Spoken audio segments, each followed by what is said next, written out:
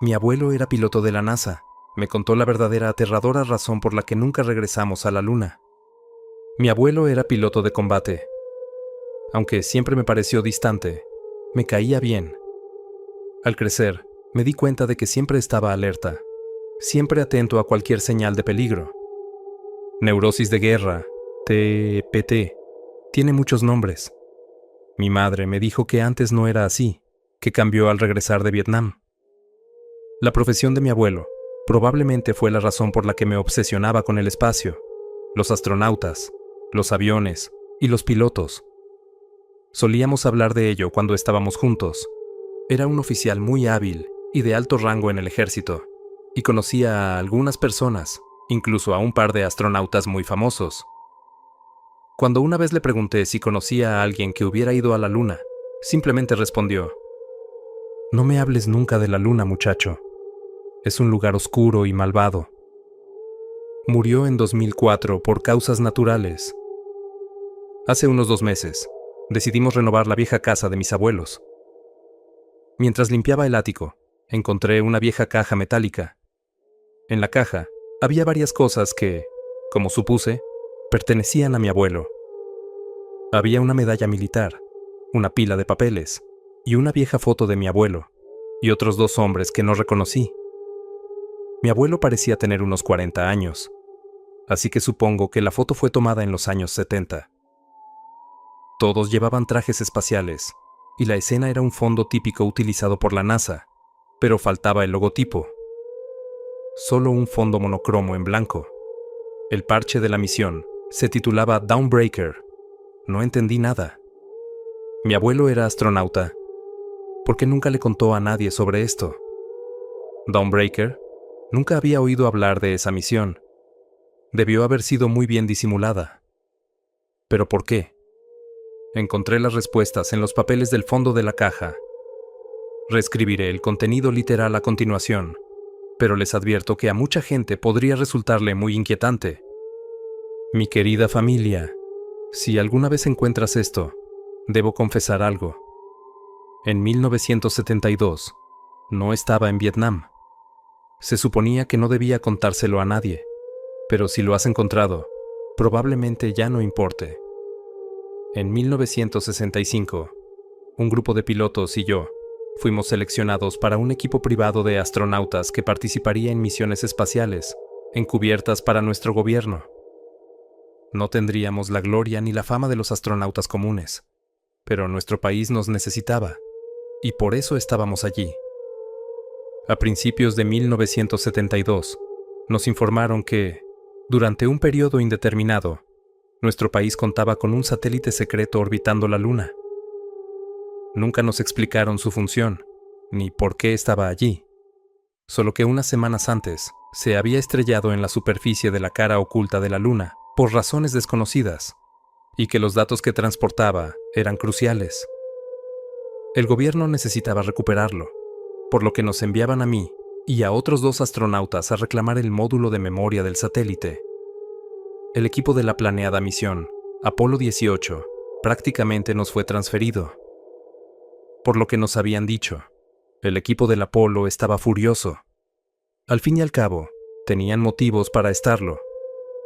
Parecía que quienquiera que fuese nuestro subordinado era mucho más poderoso que la NASA. Obviamente, toda la misión era de alto secreto. Me desplegaron oficialmente en Vietnam, aunque en realidad recibimos un entrenamiento exhaustivo para la misión. Tras un par de meses, nos encontrábamos en la plataforma de lanzamiento, frente a este gigantesco cohete que nos llevaría a la Luna. Yo era el comandante de la misión, mientras que el teniente Carver era el piloto del módulo de excursión lunar, LEM, y el teniente Ackerman, el piloto del módulo de comando servicio, CSM. El vuelo a la Luna duró aproximadamente 3 días. Tras llegar, realizamos un par de órbitas a su alrededor. Cada vez que volábamos tras el horizonte creado por la propia Luna, sentía cierta impotencia al ver que nuestra comunicación con el mundo se perdía, ya que la señal se veía oscurecida por la masa esférica de roca y polvo que había debajo. El lado oscuro de la Luna no se parecía en nada al lado luminoso, que vemos casi a diario. en lugar de suaves campos grises y tranquilos mares lunares, estaba completamente cubierto de cráteres y agujeros oscuros y profundos, como si el propio universo la estuviera devorando lentamente. Finalmente, se decidió iniciar el descenso a la superficie. Carver y yo intercambiamos deseos de buena suerte con Ackerman, y, en el módulo lunar Caronte, nos separamos del módulo lunar Trinity. Tras anunciar que Caronte ha aterrizado, nuestra respuesta no fueron vítores, ni aplausos, sino simplemente: aquí Trinity, felicidades, Caronte, les contaré la noticia al otro lado. Cuídense, amigos. Así de repente quedamos aislados del resto del mundo. Ackerman era nuestro único vínculo. Mientras estaba sobre el lado luminoso, podía comunicarse con el comando terrestre, y mientras estaba sobre el lado oscuro, podía comunicarse con nosotros. Nunca con ambos a la vez. Aunque el periodo orbital del CSM era de aproximadamente 2 horas, solo estábamos en contacto unos 35 minutos por órbita. Aterrizamos en una superficie plana dentro de un enorme cráter. Contrariamente a lo que algunos creen, el Sol brilla en el lado oscuro de la Luna de la misma manera que en el lado luminoso. La cantidad de luz depende de la fase lunar. Aún brillaba luz de día en el lugar donde aterrizamos, pero sabíamos que oscurecería en unos días. Sentía emoción y curiosidad por lo que nos esperaba en este mundo alienígena.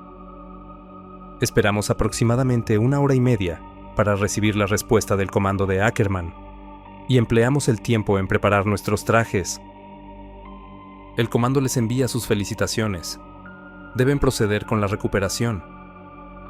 Todo estaba en un silencio sepulcral cuando pisé la superficie lunar. Intenté pensar en algo inspirador que decir, pero esos tiempos ya habían pasado. Con Carver, armamos el rover y, tras plantar nuestra bandera junto a la nave espacial, partimos. Mientras conducíamos por la superficie, vi lo que creí un destello, como un resplandor reflejado por algo metálico a lo lejos.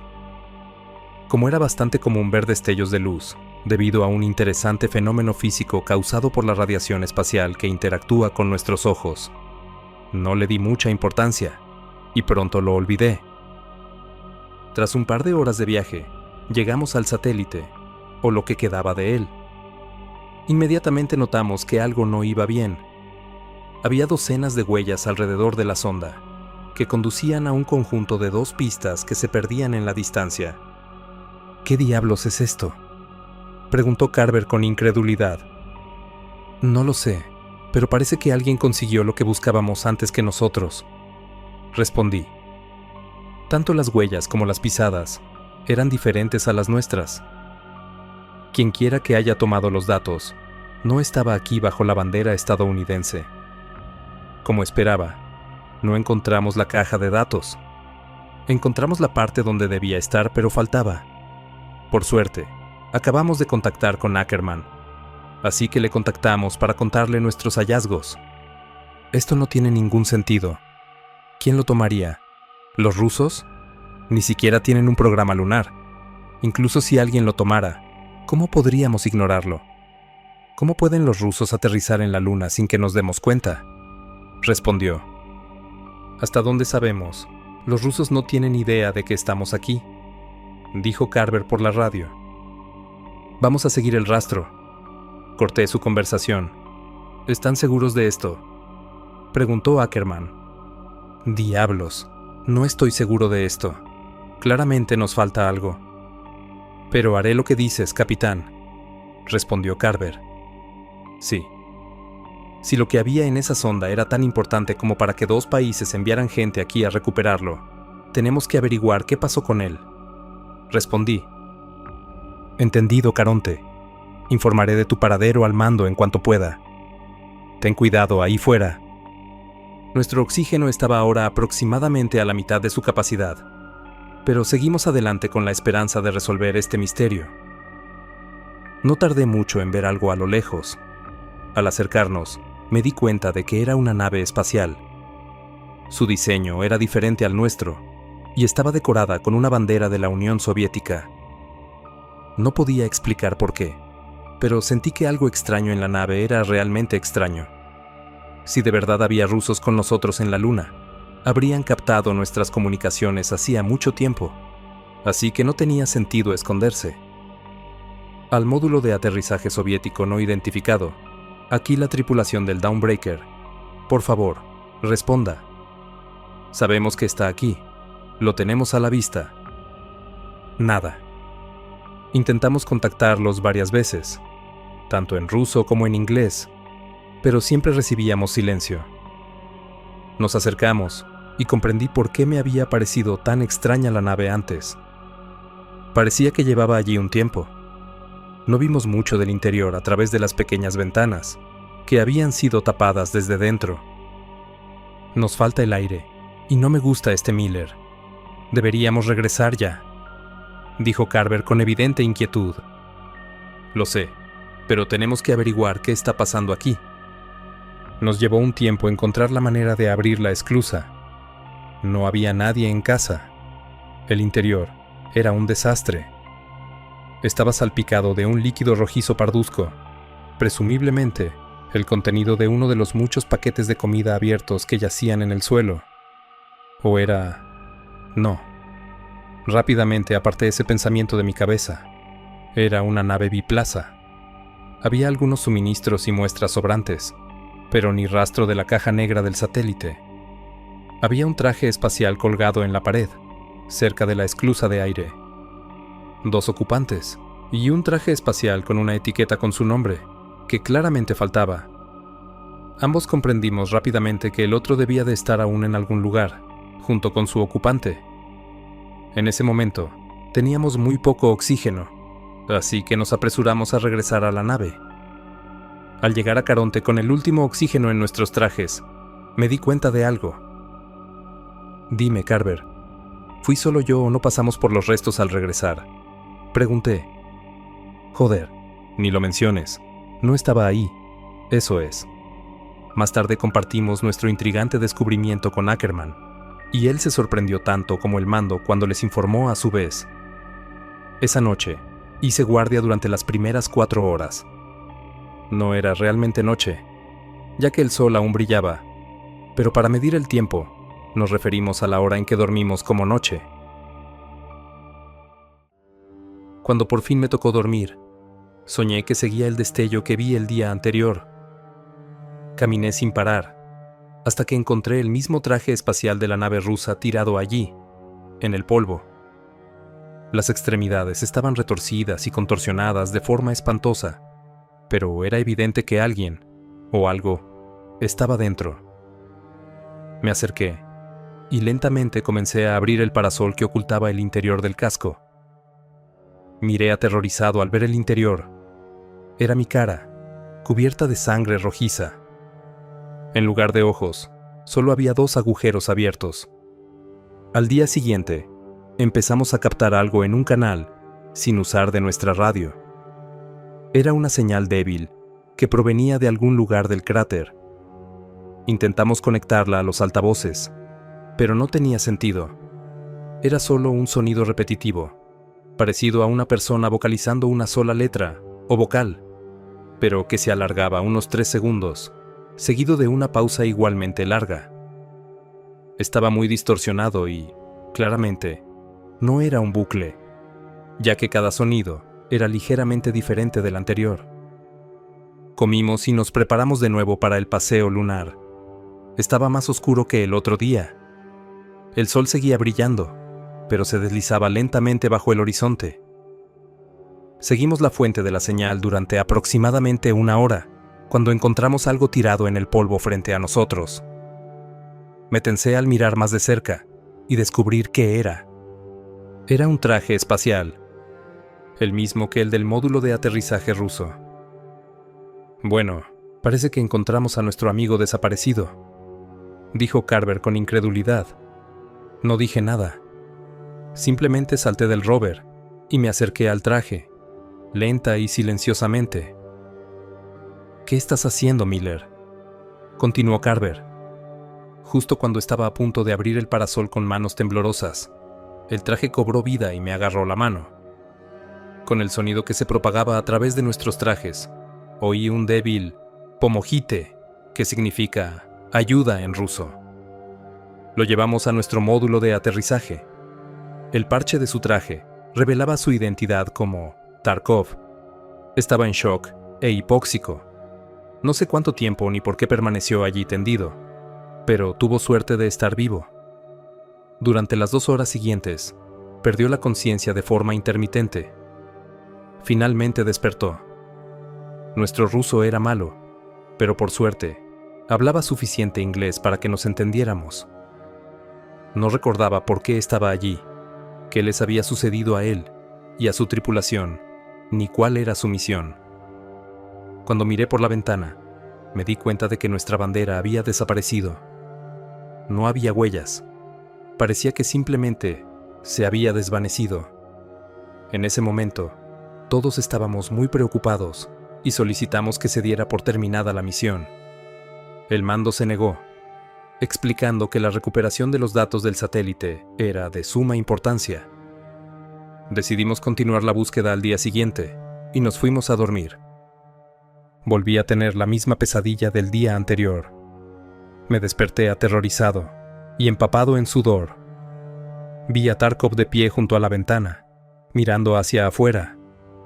Luego se acercó a Carver y se quedó allí, mirándolo mientras dormía durante un par de minutos.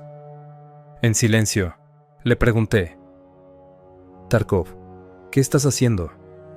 Pero solo murmuró algo como «ellos» o «¿cuándo?», y se acostó. No dormí el resto de la noche y lo vigilé, pero no pasó nada interesante. Al día siguiente encontramos una foto o un mapa del cráter donde estábamos en un bolsillo del traje de Tarkov. Había un punto a pocos kilómetros de donde estábamos marcado con una cruz. Tarkov no sabía qué había allí, pero pronto me di cuenta de que estaba justo en la dirección donde vi el destello el primer día. Teníamos que comprobarlo. Carver y yo despegamos más tarde y nos dirigimos hacia este misterioso objetivo, mientras Tarkov se quedaba en el charón. En realidad, nuestro rover tenía suficiente energía para transportarnos a los 3, pero insistí en que no, y que él debía quedarse. «No confío en este tipo», le dije a Carver después de estar seguro de que Tarkov estaba fuera del alcance de nuestra radio de corto alcance. Aterrizamos en la luna. No encontramos la caja y, de repente, la sonda desaparece. Entonces encontramos a un ruso supuestamente muerto, que no recuerda cuándo fue la última vez que cagó. Y ahora, nos dirigimos a un lugar discreto que estaba marcado en su mapa, del que no sabe nada. Claro que no confío en él. Diablos, no confío en ningún paso que dé en esa dirección. Respondió. «¿Qué vamos a hacer con él?», preguntó más tarde. «Aún no lo sé, pero no podemos llevarlo con nosotros. Ni el LEM ni el CSM están preparados para un pasajero adicional». «Ya lo sabes», respondí.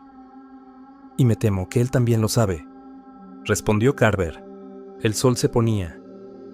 Después de conducir un rato, llegamos a algo que me sigue intrigando. Justo allí, frente a nosotros, había algo que solo puedo describir como una pirámide de 3 lados. Tenía unos 3 metros de altura y su superficie era completamente lisa y negra como la noche. «¿Qué diablos es esto?», preguntó Carver con un temblor en la voz. Caminamos alrededor y tomamos fotografías. «¿Qué carajo?», escuché de repente por la radio. Me giré y vi a Carver paralizado, mirando fijamente algo. Allí, en la tenue luz que aún quedaba, había un traje espacial a unos 6 metros de nosotros. Reconocí el parche con el nombre que faltaba y me di cuenta de que era el traje de la nave espacial rusa. Estaba erguido, sobre sus patas. El parasol estaba abierto, revelando una imagen que me aterra hasta el día de hoy. Estaba vacío. El traje estaba vacío, pero estaba erguido. Recuperé la conciencia al oír un crujido en la radio. «Tú, no, perteneces», Aquí, dijo con una voz grave, profunda y distorsionada. De repente, un intenso destello de luz me cegó. Cuando me recuperé, la cosa había desaparecido. «¿Carver? ¿Estás bien?», pregunté. Al principio se quedó en silencio, y luego respondió: «Que le den a la NASA, al ejército, al satélite, a la misión. Quiero salir de aquí ya». Sin ningún debate, corrimos hacia el explorador y regresamos a Caronte. Cuando regresamos, el sol ya se había ocultado en el horizonte y estaba casi completamente oscuro. La esclusa de aire estaba abierta y Tarkov estaba de pie frente al módulo con su traje. Maldita sea, con las prisas, nos olvidamos por completo de él. Me acerqué a él y comencé: «Escucha, Tarkov, hay algo que tú...». Me detuve cuando noté que sostenía algo detrás de su espalda, pero ya era demasiado tarde. Se abalanzó y me golpeó con una vara afilada. Me golpeé la cabeza contra el interior del casco y caí al suelo, aturdido. Cuando cesó el zumbido en mis oídos, los vi a él y a Carver luchando en el polvo. Me puse de pie y me lancé contra Tarkov, impulsándonos a ambos a 3 metros de distancia. Antes de que pudiera levantarme de nuevo, él ya estaba encima de mí. Forcejeamos, y justo cuando agarraba la palanca que se usaba para soltar mi casco, le golpeé la cabeza con una piedra afilada. Su visor se quebró, y mientras el aire escapaba lentamente de su traje, me levanté y agarré la vara. Ya estaba manchada de sangre. Se abalanzó sobre mí, pero lo apuñalé en el pecho. Entonces cayó sobre mí, y cuando nuestros cascos se tocaron, habló mientras le faltaba el aire de los pulmones. «Él no es tu amigo. Sigue la voz». Me levanté y caminé hacia Carver. Vi que su traje estaba perforado en el muslo y sangre rojiza estaba siendo succionada hacia el vacío sin aire que nos rodeaba. Cuando lo llevé al charón, me di cuenta de que nuestro botiquín de primeros auxilios había desaparecido. Sangraba mucho y logré frenarlo, pero tenía que tratarlo adecuadamente. Temía que si despegamos, se desangraría aún más rápido en gravedad cero. «Había un botiquín en el aparato ruso, ¿no?», dijo. «Sí», respondí. «Miller, tienes que ir a buscarlo. Joder, no está tan lejos de aquí, ¿verdad?», dijo Carver. «No, no lo es.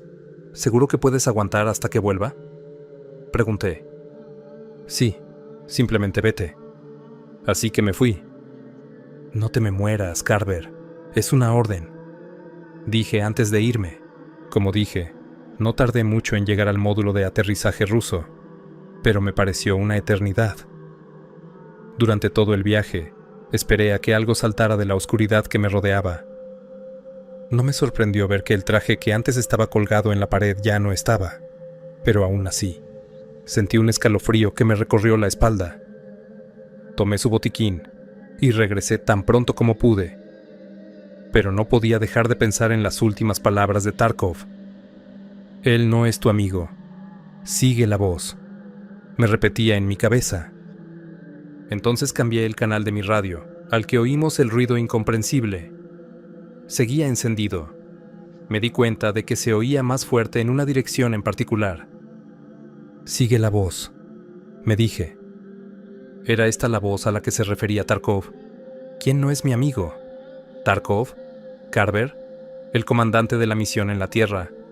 Tenía que averiguarlo. Conduje en dirección a la señal. Después de conducir al menos 15 minutos, llegué a un pequeño cráter de unos 9 metros de diámetro. Con la luz delantera encendida, vi inmediatamente que había algo dentro, pero aún no lo reconocía. Pasé por el borde, entré en el cráter y encendí la luz al máximo. Me quedé allí, paralizado por el terror puro, durante lo que parecieron horas. Había un bloque rectangular del mismo material que la pirámide en el centro del cráter. Un cuerpo yacía encima. Sus extremidades estaban retorcidas de la forma más retorcida y horripilante posible. Le faltaban ojos, y en su lugar solo había 2 agujeros enormes. Era Carver.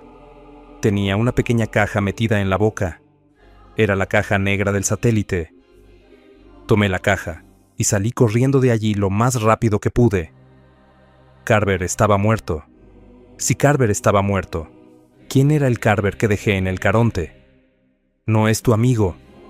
Fue lo único que tuve en mente el resto del camino de regreso. Cuando regresé, el cuerpo de Tarkov había desaparecido, pero Carver seguía allí, tendido, sangrando. Pero no era Carver. ¿Qué era esa cosa? Gracias a Dios que estás de vuelta, Miller, dijo Carver. No Carver. Carver estaba muerto, mutilado, muerto. Miller, ¿estás bien? Continuó el no Carver. Sí, tengo el kit, respondí. No podía saber que lo sabía. No lo podía saber. Curé su herida y por fin dejó de sangrar. Lo até, y luego me até yo. No le dije que había encontrado la caja negra. No le dije que lo encontré. Con el motor rugiendo debajo de nosotros, el Charon se partió en dos, y el compartimento de la tripulación nos empujó hacia arriba, hacia el vacío, mientras las piernas permanecían plantadas sobre el polvo lunar eternamente. Ya escribí en varias ocasiones que sentí pasar los minutos como si fueran horas. El ascenso y el encuentro duraron poco más de una docena de minutos. Pero esos minutos se sintieron como décadas. Quería gritar tan fuerte que me reventarían los pulmones y vomitar, pero no podía, porque se enteraría. Quería desmayarme, pero no podía. Tenía que salvar a Ackerman.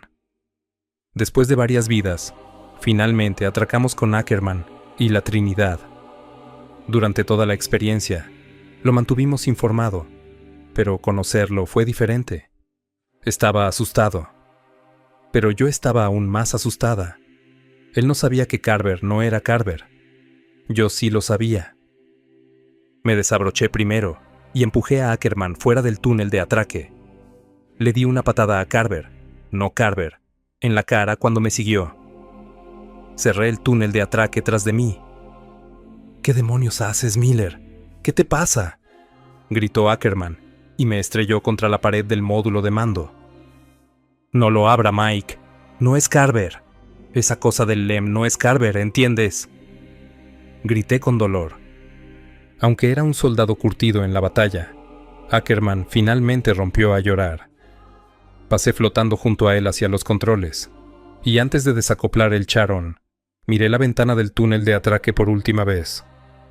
Allí estaba. Una cosa con la cara y el cuerpo de Carver, pero no Carver. Nos observaba fijamente, pero sus ojos eran completamente lisos y negros como la noche misma. Abrió la boca de una forma simplemente imposible para un humano, y emitió un chillido fuerte y perturbador, que desearía poder olvidar.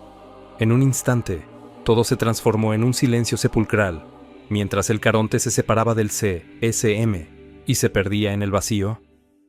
Ackerman y yo no dijimos una sola palabra durante los 3 días de viaje de regreso a la Tierra. Nos pusieron en cuarentena durante meses, después de regresar a casa. Nadie nos explicó nunca qué sucedió en esa misión. Nunca supe qué contenía la caja negra. Sinceramente, no quería saberlo, después de todo lo que viví. Pero, al parecer, lo que había allí fue suficiente para cancelar todas las demás misiones a la Luna y más allá. Finalmente nos liberaron y dejaron muy claro que no debíamos hablar de ello. Nunca volví a ver a Ackerman desde ese día. La única vez que hablé de él fue cuando un par de hombres de traje llegaron a mi casa un día, un par de años después de la misión. Capitán Miller, ¿ha estado en contacto con el teniente Ackerman últimamente?, preguntó uno de ellos después de que intercambiamos nuestros saludos. No he vuelto a hablar con él desde la misión. ¿Pasó algo?, respondí. Lamento decirle, pero el teniente Ackerman fue encontrado muerto ayer en un bosque cercano. Tuve que sentarme. No lo conocía mucho, pero pasamos bastante tiempo juntos entrenando y vivimos momentos muy difíciles juntos, así que me bastó con considerarlo amigo. Pobre Mike. ¿Cómo murió?, pregunté. Aún no lo sabemos, pero tenía múltiples fracturas en todas las extremidades y le habían arrancado los ojos. Mi búsqueda de la verdad finalmente había dado cierto éxito. ¿Por dónde empiezo? Ya he mencionado que mi abuelo conocía a gente aquí y allá. Incluso me presentó a algunos, y me convencí de contactar a uno de ellos, que trabaja en la NASA. Por desgracia, no pudo ayudarme, pero me dio el contacto de alguien que sí podría. La otra persona tampoco me ayudó, pero me pasaron de unas 10 personas a otra, hasta que finalmente conocí a este tipo que sí sabía de qué hablaba. Bueno, no lo conocí, solo por internet, pero ya me entienden. Obviamente, no revelaré su identidad ni más información que la que voy a escribir aquí. No fue muy amable la primera vez que lo contacté. Cuando le pregunté si sabía algo sobre Dawnbreaker, casi me cuelga enseguida. ¿Quién te habló de esto? Estás jugando con cosas que no entiendes, jovencito. Jacob Miller, era mi abuelo, expliqué. Se quedó en silencio durante unos segundos. Ya veo. Supongo que no podríamos ocultar esto para siempre. Puedo ayudarte. No porque me lo hayas pedido, sino porque ya es hora. Pero te advierto que hay cosas que no quieres saber. Me envió una memoria USB y, de forma muy complicada, me explicó qué hacer con ella. La memoria era solo una pieza de prueba, y al desmontarla, vi que contenía una tarjeta microSD. No sé si hago lo correcto al publicarlo en internet, porque lo que estás a punto de leer te dará muchas respuestas, pero abrirá aún más preguntas. La tarjeta SD contenía una transcripción de lo que probablemente era una grabación de audio en ruso. Al igual que con el mensaje de mi abuelo, reescribiré el contenido a continuación. Material número IEM 663. Fuente: disco número EM13 @First Dawn 1. Notas: transcripción traducida del ruso. Maldita porquería. ¿Funciona? ¡Ay, gracias a Dios! Disculpen mi grosera presentación. Me llamo Leonid Ivanovich Tarkov. Fui cosmonauta en la estación de Kamchatka. Bueno, dejémonos de tonterías y vayamos directo al grano. Saben que estamos aquí y que nos han estado espiando con su pequeño Sputnik durante un tiempo. Y aunque lamento darles esto, espero que les sirva de algo, porque no me queda otra opción. Por si de verdad has estado viviendo bajo una roca, te explicaré lo que pasa. Llevamos aquí 2 meses. Yo, Lenko, Novak y el comandante Polyakov. Que Dios los bendiga. Nuestra estación es diminuta, pero nos sirve bien. Es una pequeña cúpula con 4 salas. Un laboratorio, un almacén, una sala de máquinas y una sala de estar central. Nuestro propósito era investigar la Luna y su estructura. Mucho antes de que ustedes, los estadounidenses, lo supieran, ya conocíamos la anomalía del cráter. En cualquier otro cuerpo celeste, el tamaño y la profundidad de un cráter varían según la fuerza del impacto, pero su forma debería mantenerse constante. Pero en la Luna, no es así. Los cráteres aquí son demasiado superficiales, nunca bajan de cierta profundidad. Ubicamos esta estación en un cráter particularmente grande y profundo, con la esperanza de aprender más sobre este curioso fenómeno. Todo iba bien, hasta que empezamos a cavar. Era el día 64 de la expedición. Todos nos reunimos allí para observar el resultado de nuestro arduo trabajo. El taladro era una auténtica maravilla de la ingeniería, diseñado específicamente para esta misión. El plan era perforar un agujero lo más profundo posible. ¿Listos para empezar a rodar, camaradas?, preguntó emocionado Lenko, nuestro ingeniero. Todos aplaudimos y, tras accionar el interruptor, el taladro cobró vida. El silencio dio paso al zumbido, el zumbido a la rotación y la rotación a la perforación. Estaba muy orgulloso de estar allí, prestando un servicio a la Unión, pero ansiaba regresar a la Tierra. Este era el primer paso de nuestro viaje a casa. Tras asegurarnos de que todo iba bien, empezamos a empacar y a poner rumbo a casa. Naturalmente, Lenko fue el último, ya que se comportó como si el taladro fuera su hijo pequeño al que debía cuidar. ¿Qué creen que hay ahí abajo?, preguntó mientras se apresuraba a alcanzarnos. Nuestro equipo no pudo detectar nada por debajo de unos 5 metros bajo la superficie, así que debe haber una capa de algún mineral muy denso, o quizás algún elemento desconocido. ¿Quién sabe?, explicó Novak, nuestro geólogo. Creo que vamos a encontrar queso, dije, y todos nos reímos. Incluso el comandante Polyakov rió entre dientes. Estaba equivocado. Todos estábamos muy equivocados. El simulacro se atascó al día siguiente. Lenko y Novak fueron allí para dar más detalles, mientras yo me quedaba en la base con el comandante. No hablaba mucho, y cuando lo hacía, era sobre todo para criticar a alguien. Era de esos que no se conformaban con lo que hicieran, pero en el fondo, se preocupaba por nosotros, y lo respetábamos por ello. Lenko y Novak regresaron más tarde con un puñado de rocas negras afiladas y noticias bastante sorprendentes. Como predijimos, a unos 4 metros bajo la superficie, hay una capa de este material negro extremadamente duro. Es tan duro que rompió el cabezal del taladro, explicó Novak. Entonces, ¿tienes idea de qué es?, preguntó el comandante. Todavía no. Podría ser algún mineral cristalino metaestable formado a alta presión, pero no sabremos qué es hasta que lo examine. Los siguientes días fueron muy interesantes. Lenko y yo pasamos casi todo el tiempo reemplazando los cabezales de perforación. Novak estaba completamente absorto en el estudio de ese extraño material. El hecho de que no avanzara mucho solo aumentó su asombro. Estaba haciendo mantenimiento en el taladro con Lenko, cuando este se desplomó repentinamente en el agujero, casi arrastrándonos.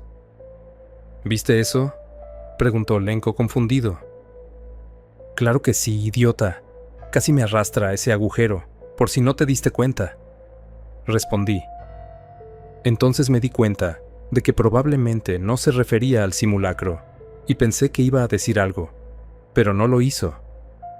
Miré dentro del agujero. Saqué una barra luminosa del bolsillo de mi traje, la abrí y la dejé caer. Cayó en una especie de cavidad. El resto del equipo llegó poco después, y el comandante empezó a maldecir al taladro, luego a nosotros, y finalmente nos felicitó por hacer el primer gran descubrimiento en esta roca. Sabía lo que iba a pasar después. Prepara tu equipo y duerme un poco. Mañana bajamos, dijo Polyakov. Cuando regresamos a Kamchatka, Lenko insistió en que necesitaba revisar el equipo exterior. Me pareció un poco extraño, ya que lo había hecho 2 días antes, pero nuestro equipo se rompe constantemente, así que no le di mucha importancia.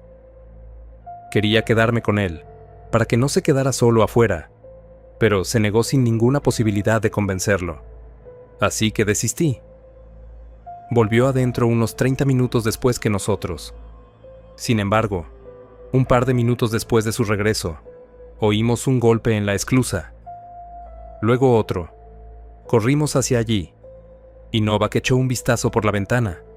Abrió los ojos de par en par y observó el exterior con una expresión vacía. ¿Qué es?, pregunté. No lo sé, respondió. Lenko, ¿sabes qué pasa? Tú regresaste el último, preguntó el comandante. No, te juro que no tengo idea de qué fue eso, respondió. Novak continuó mirando el exterior durante unos segundos, y luego volvió a continuar con su trabajo, así que hicimos también. Al día siguiente, descendimos por el agujero. El comandante bajó primero, y yo lo seguí. Descendí en rapel, unos 4 metros al llegar a la capa de material negro. Como si ya no fuera bastante difícil pasar por la estrecha abertura con el traje puesto, tuve que tener cuidado de no cortarme con los bordes afilados de la sustancia oscura. Luego me metí en una sección hueca y descendí otros 10 metros hasta tocar tierra firme. Estaba completamente oscuro, pero con la linterna encendida, vi que estábamos en una especie de caverna o cúpula. Las paredes estaban fuera de la vista, pero el suelo era del mismo material que el techo. El taladro estaba allí abajo. Se había derrumbado en el agujero cuando el techo cedió. Esperamos al resto del equipo y nos adentramos en la oscuridad. Tras unos minutos, avistamos la pared. Estaba hecha del mismo material que esperaba. ¿Tienes idea de qué es esto, Novak?, preguntó el comandante. No lo entiendo. Es como un cristal muy compacto, pero no he podido descubrir de qué está hecho. Es completamente inerte, no se funde y no conduce muy bien el calor, explicó. Seguimos la pared y rodeamos toda la cavidad hasta que volvimos al punto de partida. Las paredes, el techo y el suelo eran de un material negro completamente liso. Regresamos a la abertura. Sin embargo, al volver, nos topamos con otra abertura en el suelo. Había una rampa que descendía, como una espiral, y tras dudar un rato, bajamos. Descendimos a otra cavidad más pequeña, donde los túneles se extendían en 4 direcciones como cruces de caminos. Nadie hizo la pregunta obvia. Esta no era una formación natural. Éramos 4 y había 4 túneles. Uno pensaría que nos separaríamos para cubrir más terreno. Pero, repito, éramos soldados, no un grupo de escolares estúpidos. Así que nos mantuvimos unidos. Caminamos unos 40 minutos. Pasamos varias intersecciones. Todo el lugar parecía un laberinto o una red de túneles, y sería muy fácil perderse allí. Así que cada vez que pasábamos por una intersección, dejábamos una barra luminosa en la boca del túnel por el que veníamos. Todo el lugar era inquietante, y, cuanto más avanzábamos, más inquieto me sentía. En lo más profundo de mi mente, sentía que no debíamos estar aquí. Acabábamos de llegar a la 10ª o 11ª intersección. Seguimos recto, pero tras un par de pasos, me di cuenta de que Lenko ya no estaba a mi lado. Me giré y lo vi mirando hacia uno de los túneles laterales de la intersección. «¡Paren, chicos!», le dije a la radio. «Lenko, ¿qué pasa?». Se giró hacia nosotros y dijo: No sé. Chicos, no me siento bien. Tenemos que volver. Algo no anda bien aquí abajo. Lo que siguió pasó rapidísimo, pero me dio la sensación de estar viendo un vídeo a cámara lenta. En un momento, estaba allí, mirándonos, pero al instante siguiente, había desaparecido. Algo lo arrastró hacia el túnel. Corrimos de regreso y quise seguirlos, pero el comandante me detuvo. «¿Qué haces? No podemos dejarlo atrás», grité. «Se ha ido. Tenemos que salir. Si no, estamos todos muertos», dijo.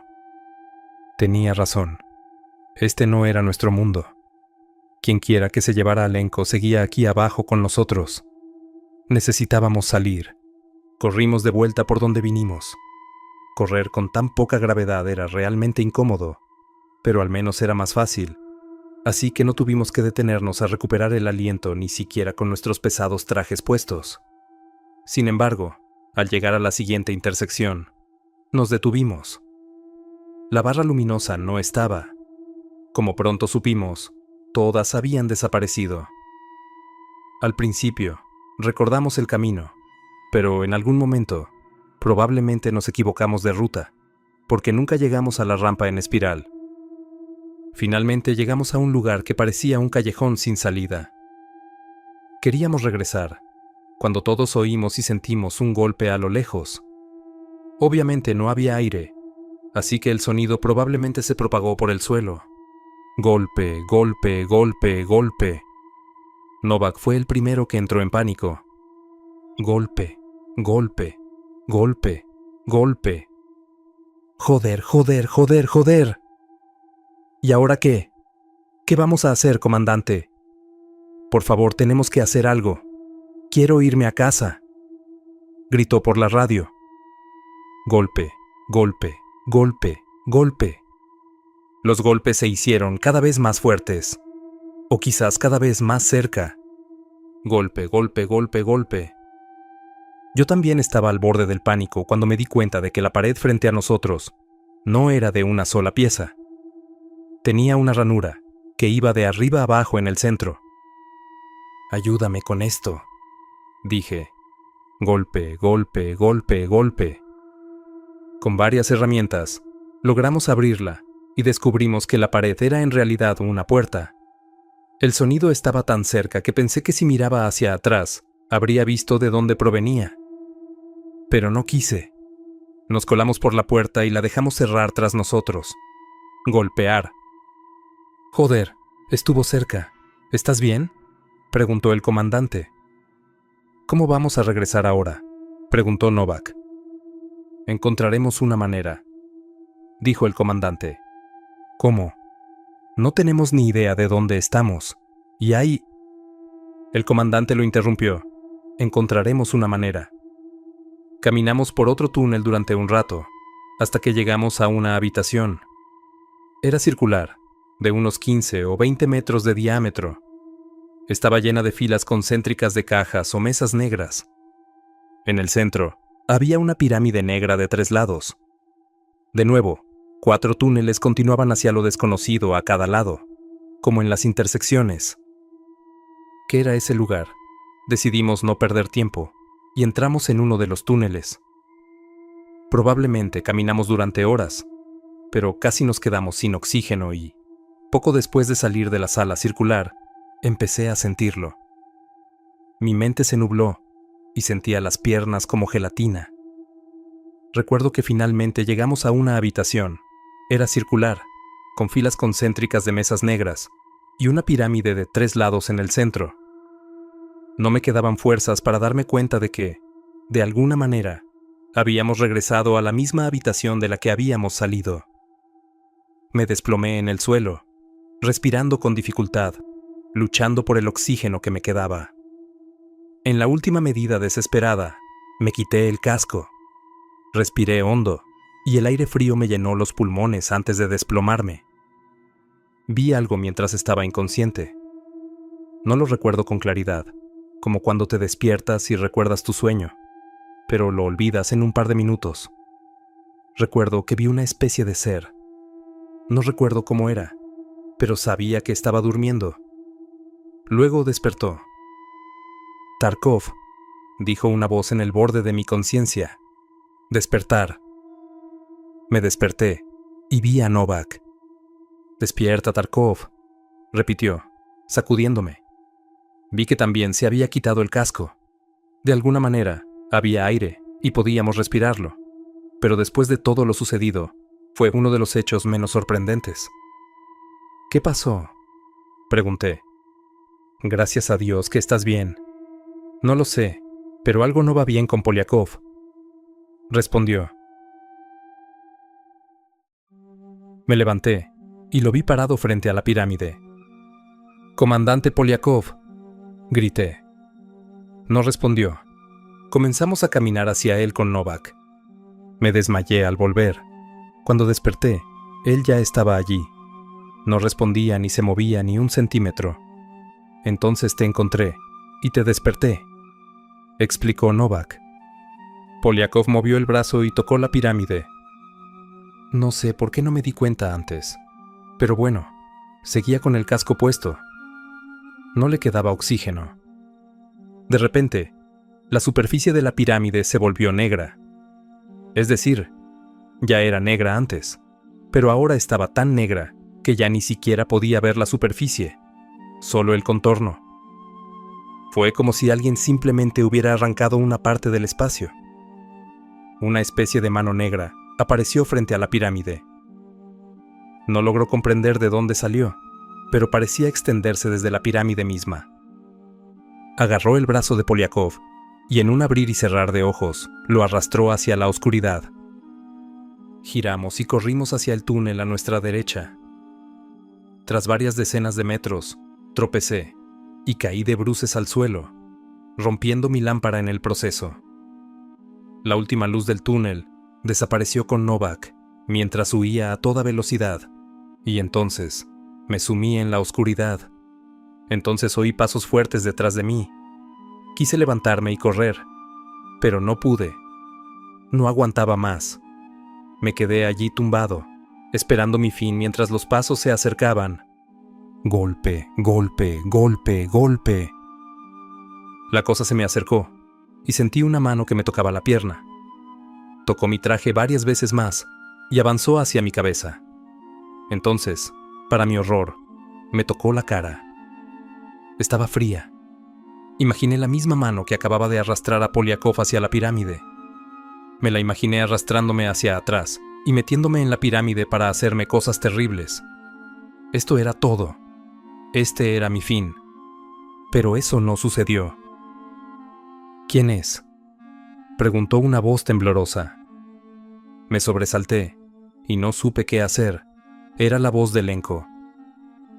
Es Tarkov, dije después de un rato. Gracias a Dios que te encontré. Pensé que moriría aquí, solo, dijo. Me levanté y caminamos juntos por el túnel en total oscuridad. Recorrimos los túneles durante horas, tal vez días, semanas. Al principio no fue tan malo, porque no estaba solo. Pasamos el tiempo hablando de varias cosas. Hablamos de nuestras familias, de nuestros trabajos y de cómo nos convertimos en astronautas. En un momento dado, le pregunté qué pasó después de que lo separaran de nosotros. No respondió y guardó silencio desde entonces. No pasó mucho tiempo hasta que el silencio me obligó a cuestionar cada paso que daba. ¿Cómo sobrevivió Lenko? ¿Qué le pasó a Poliakov? Pero había un pensamiento mucho más fuerte que los demás. ¿De verdad era Lenko el que estaba a mi lado? ¿Era él? ¿O ese monstruo de la mano negra? No lo sabría porque no podía ver. ¿Por qué no tenía luz? ¿Cómo me encontró? Mi gratitud por no estar solo se transformó en terror. Cada segundo que pasaba, mi desesperación por ver alguna luz era más fuerte. No podía soportarlo más. De repente tropecé y caí. ¿Estás bien, Tarkov?, preguntó Lenko. Tropecé con algo, expliqué. Me giré y con las manos palpé el objeto que me había causado la caída. Era muy irregular, pero a veces simétrico. En algunos puntos era suave y flexible, mientras que en otros era frío y liso. Entonces me di cuenta de lo que era. Un traje espacial. Finalmente encontré la lámpara y, tras un buen forcejeo, la desprendí del traje. Al principio, para mi sorpresa, tenía miedo de encenderla. Tenía miedo de ver lo que había en la oscuridad a nuestro alrededor. Tenía miedo de ver quién llevaba el traje espacial. Pero lo hice de todos modos. El brillo me cegó los ojos, y después de que se adaptaran a la luz, vi el rostro de Novak con el traje y a Lenko de pie sobre nosotros. Nuestras miradas se cruzaron y, por un instante, sentí que sus ojos eran algo antinaturales. Algo no andaba bien en ellos. Estaba a punto de darme cuenta de qué era, cuando el cuerpo a mi lado se estremeció y respiró hondo. Novak, ¿estás bien? ¿Cómo llegaste aquí?, pregunté. Estaba muy desorientado. No me acuerdo. ¿Es eso?, dijo y miró a Lenko. Luego me miró a mí y ambos nos pusimos de pie. Pensé que estaban muertos, dijo. Nosotros también, respondí. Me alegró mucho ver por fin un rostro humano, pero aún no había terminado. Aún teníamos que encontrar una salida. Corrí lo más lejos que pude, hasta que me di cuenta de que no me seguías. Quería volver a por ti, pero pensé que tú también te habías ido. No recuerdo qué pasó después. Me duele la cabeza solo de pensarlo, explicó Novak. Tras observarlo más de cerca, me di cuenta de que tenía un aspecto terrible, quizá enfermo. Tenía los ojos rojos y estaba completamente pálido. Algo le pasaba también. Después de unas horas, decidimos parar y descansar. Finalmente, me quedé dormido. Esta vez no tuve sueños, solo oscuridad total. Fue aún más aterrador, porque me recordó el tiempo que pasé en la oscuridad. Algo me despertó. Era Novak. Me hizo un gesto para que guardara silencio. Vi a Lenko durmiendo a pocos metros. «Tarkov, escucha», susurró. «Tenemos que irnos ya. Tenemos que alejarnos de él». «¿De qué estás hablando? Estás loco», le susurré. «Tarkov, ¿recuerdas los golpes que oímos en la estación?», preguntó. Cuando miré por la ventana, vi algo, pero en ese momento pensé que mi mente me estaba jugando una mala pasada, así que permanecí en silencio. Explicó. A lo lejos, vi una figura de pie, de espaldas a nosotros. Se alejaba, pero se detuvo cuando la miré fijamente. Se giró y me miró. Era él. Era Lenko. Concluyó Novak su revelación. Me tomé un minuto para procesar todo esto. Asentí y me levanté en silencio. Nos alejamos con cuidado. Algo andaba mal en este lugar. Algo inexplicable. Desaparecía gente.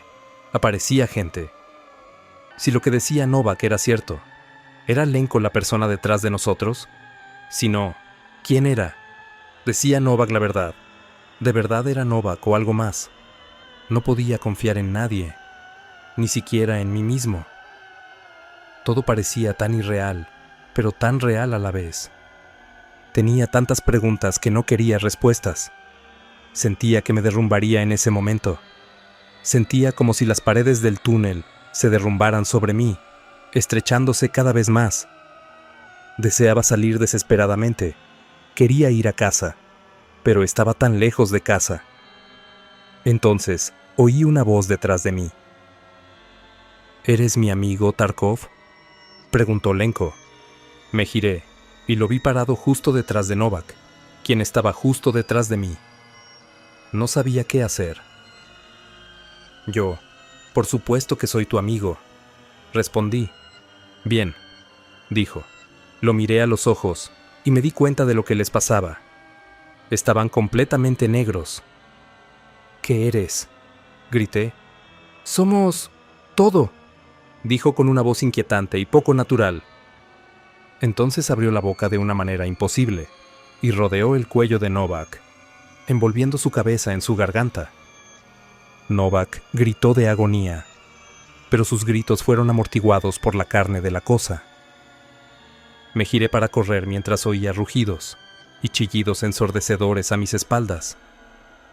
Tenía demasiado miedo como para mirar atrás, pero sentí que se estaba acercando. Golpe, golpe, golpe. Corrí un rato por el túnel hasta llegar a una intersección. En el centro había una rampa en espiral. Me dio un vuelco el corazón. Podría ser de aquí de donde venimos. Tenía que serlo. Golpe, golpe, golpe, golpe. Subí la rampa, pero cuanto más subía, más me costaba respirar. Me puse el casco y llegué a una habitación grande. En el techo, un pequeño rayo de sol salía de un agujero. Golpe, golpe, golpe. Salí. Por fin había salido, pero no tuve tiempo de celebrar. Me había quedado sin oxígeno. Solo me quedaba el aire que quedó atrapado en mi traje al volver a colocarme el casco. Mis reservas estaban completamente agotadas. Fui a caminar hacia la base, cuando me quedé paralizado. Caí de rodillas. La base había desaparecido, como si nunca hubiera estado allí. Nuestros 2 módulos de aterrizaje estaban allí, pero la base en sí había desaparecido. Me arrastré hasta uno de los módulos de aterrizaje. Casi me asfixié en el camino, pero lo logré. A quien reciba esto, presumiblemente soy el último superviviente de la expedición a Kamchatka. Envío esta transmisión por si no lo logro. Creo que lo que esté ahí abajo estuvo dormido mucho tiempo, pero lo despertamos. El motor se está calentando, pero me temo que no tengo tiempo. Lo veo afuera. Se acerca. Que Dios me ayude. Fin del registro. Pensándolo bien, no puedo dormir sabiendo que nuestra propia luna es algo antinatural, algo que esconde tantas verdades aterradoras. Siempre que mires el cielo nocturno, Recuerda que a veces las cosas más misteriosas y aterradoras están ocultas a simple vista,